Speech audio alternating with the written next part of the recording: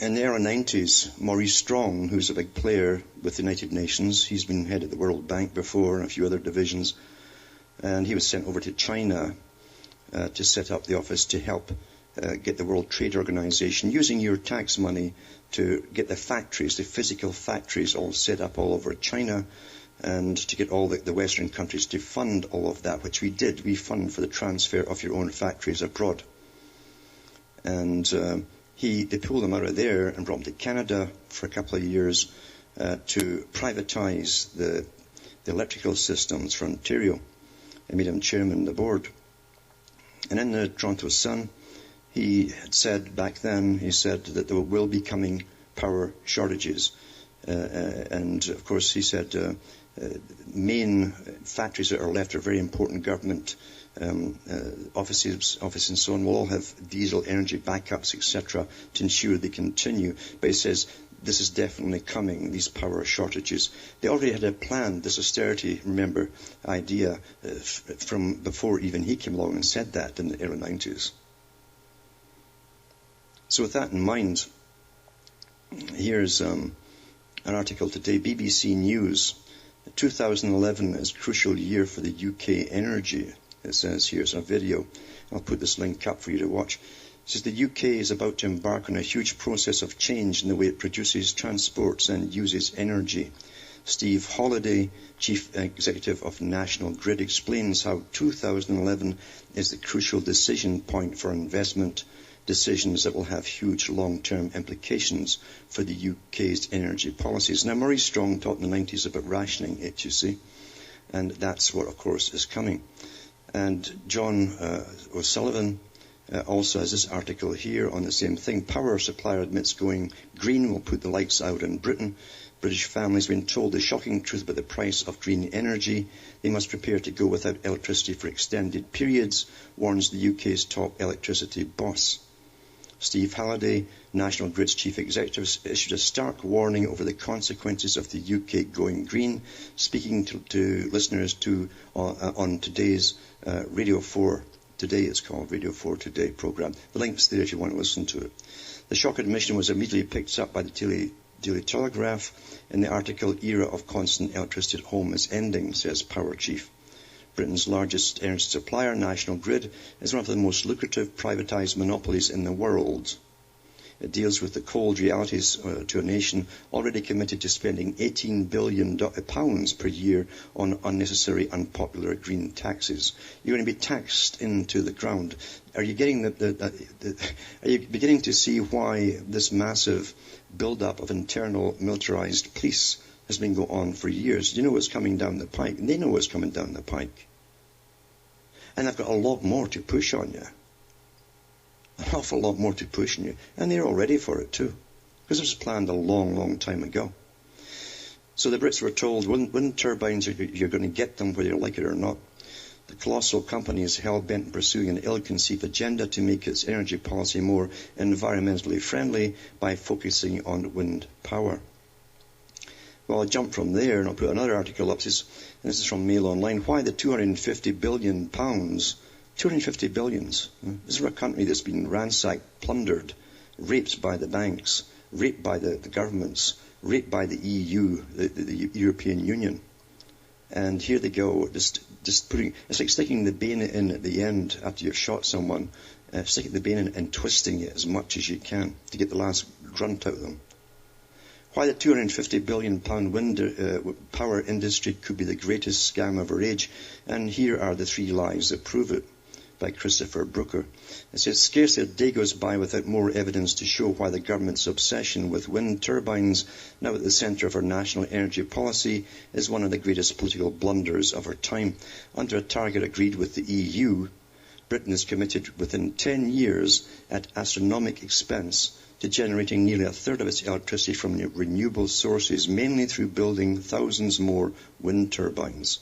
But the penny is finally dropping for almost everyone, except the politicians, that to rely on windmills to keep our lights on is a colossal and a very dangerous act of self-deception.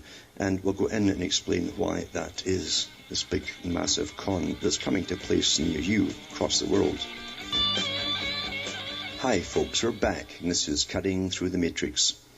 And talking about the inefficiency of the wind turbines, and this article goes on to say, it says, take for example the 350-foot monstrosity familiar to millions of motorists who drive past it as sluggishly revolves above the M4 outside Reading. This wind turbine performs so poorly, working at only 15% of its capacity, that the £130,000 government subsidy given to its owners was more than the £100,000 worth of electricity it actually produced last year. Meanwhile, official figures have confirmed that during these freezing, windless weeks around Christmas, when electricity demand was at record levels, the contribution made by Britain's 3,500 turbines was minuscule. It says, to keep the homes warm, we were having to import vast amounts of power from nuclear reactors in France. That's because they won't let them have them in Britain. Wind turbines are so expensive that Holland recently became the first country in Europe to abandon its EU renewable energy target, announcing that it is to slash its annual subsidy by billions of euros. So unpopular are wind turbines, except for the guys that are making them and getting the government contracts, that our own government has just offered bribes to local communities in the form of lower council tax and electricity bills. Well, don't take the bribe, because once you're all on it, they'll jack up the price again. In Scotland, the 800 residents of the beautiful island of Tiree are desperately trying to resist Alex Salmond's plans to railroad through what will be the largest offshore wind farm in the world, covering 139 square miles off their coast, which they say will destroy their community by driving away the tourists who provide much of their living. So riddled with environmental hypocrisy is the lobbying for wind energy that a recent newspaper report exposed the immense human and ecological catastrophe being inflicted on northern China by the extraction of the rare earth minerals needed to make the giant magnets that every turbine in the West uses to generate its power. They're always fixing them too. It costs more to maintain them than how it produces. Here in a nutshell are some of the reasons why people are beginning to wake up to the horrific downside of the wind business.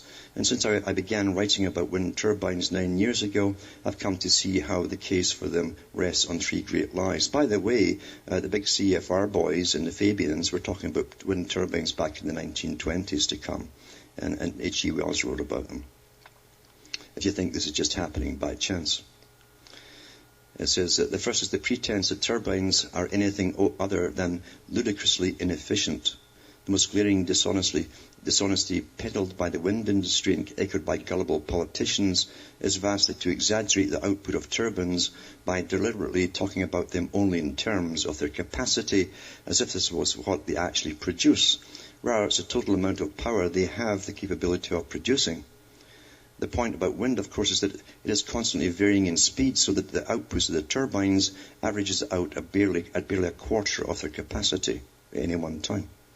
This means that the 1,000 megawatts all those 3,500 turbines sited around the country feed on average into the grid is derisory, no more than the output of a single medium-sized conventional power station. Furthermore, as they increase in number, and the government wants to see 10,000 more of them in the next few years, it will quite farcically become necessary to build a dozen or more gas-fired power stations running all the time and emitting CO2 simply to provide instant backup for when the wind drops. It's true, isn't it? It's so crazy. The second great lie about wind power is it pretends that it's not a preposterously expensive way to produce electricity. No one would dream of building wind turbines unless they were guaranteed a huge government subsidy. This comes in the form of the Renewables Obligation Certificate Subsidy Scheme, paid for through household bills, whereby owners of wind turbines earn an additional £49 for every megawatt hour they produce, and twice that sum for offshore turbines. That's why so many people are now realizing the wind bonanza, almost entirely dominated in Britain by French, German, Spanish and other foreign-owned firms, is one of the greatest scams of our age. And the third great lie is that the industry is somehow making a vital contribution to saving the planet by cutting emissions of CO2, because it's not. What other industry gets a public subsidy equivalent to 100 or even 200% of the value of what it produces? Just corporate welfare. That's corporate. That's where the real welfare is, the big bucks. Not the people at the bottom who lose their jobs.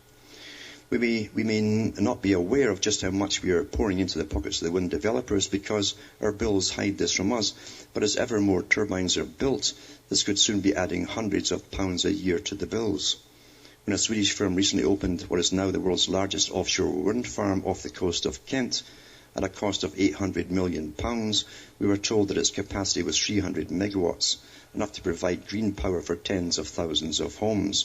What we're not told is that its actual output will average only 80 megawatts, a tenth of that supplied by gas-fired power stations, for which we will all be paying a subsidy of £60 million a year, or £1.5 billion over the next 25-year lifespan of the turbines. And on and on and on it goes. Because, again, like everything else in this world, it's a big scam. A big scam, folks. You see, again, too, it'd only work, too, if they did kill off an awful lot of the population and have a smaller population down the road. And even that smaller population would have to earn so much to pay off in taxes to keep these darn things going in the first place. It wouldn't be feasible. But this is the nonsense we're fed, because science rules today, you see.